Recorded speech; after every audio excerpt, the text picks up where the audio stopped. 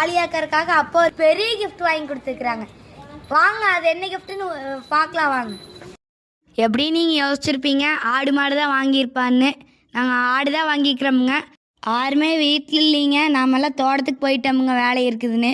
அப்புறம் வீட்டுக்கு வந்து பார்த்தா குட்டி போட்டிருக்குதுங்க. ஒரு குட்டி தான் போட்டிருக்குதுங்க. என்ன குட்டின்னு பார்த்தீங்கன்னா மூட்டுக்குட்டிங்க. இப்போ இருங்க உங்களுக்கு ஆட்டுக்குட்டி எடுத்து காட்டுறேங்க. மறக்காமல் நம்ம ஆட்டுக்குட்டிக்கு என்ன பேர் வைக்கிறதுன்னு எல்லோரும் கமெண்டில் சொல்லுங்கள். எந்த பேருக்கு அதிக லைக் வருதோ அந்த பேரையே நம்ம ஆட்டுக்குட்டிக்கு வச்சிடலாமுங்க. ஆட்டுக்குட்டி வந்துங்க பிள்ளைங்க, அதுக்கு தகுந்த மாதிரி பேர் சொல்லுங்கள். நிறையா பேர்த்துக்கு மூட்டுக்குட்டின்னா என்னன்னு தெரியாதுங்க. நீ ஆட்டுக்குட்டி தாண்டடா கொஞ்சம் ஆட்டையவே கொஞ்சோன்னு ஆட்டை போட்டு நசுக்கிட்டுக்கிறானுங்க. ஆடே இவங்கிட்ட இந்த பாடு வருதுங்க. குட்டியை இவங்ககிட்ட இந்த எப்படி காப்பாற்றுறதா தெரியலீங்க. ஆட்டுக்கு தீவனம் போட்டு ஸ்டாண்டு மேலே வச்சோம்ங்க.